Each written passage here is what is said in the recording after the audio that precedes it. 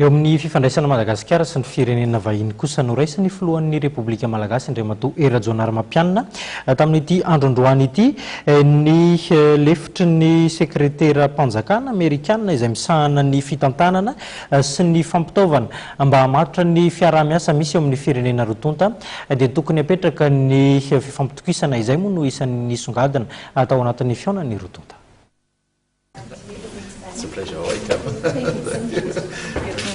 Fanamafisany ny fiaraha-miasa eo amin'ny firenena Malagasy sy États-Unis no antom-bosian'ny Andriamatoa Heather Higginbotham, sekretera-mpanjakana Amerikanina lefitra misahana ny fitantanana sy ny fampitaovana nandritra ny fiaonany tamin'ny filohan'ny Repoblika Andriamatoa Erajonaramapianina androany maraina teny amin'ny lapa-mpanjakana Iavoloha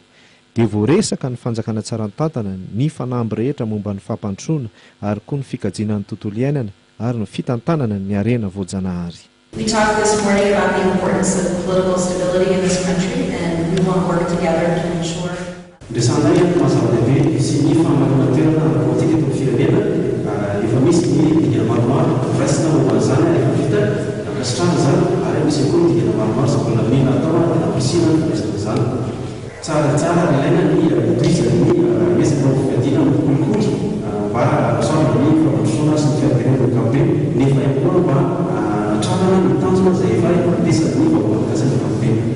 Izy dia nanamafy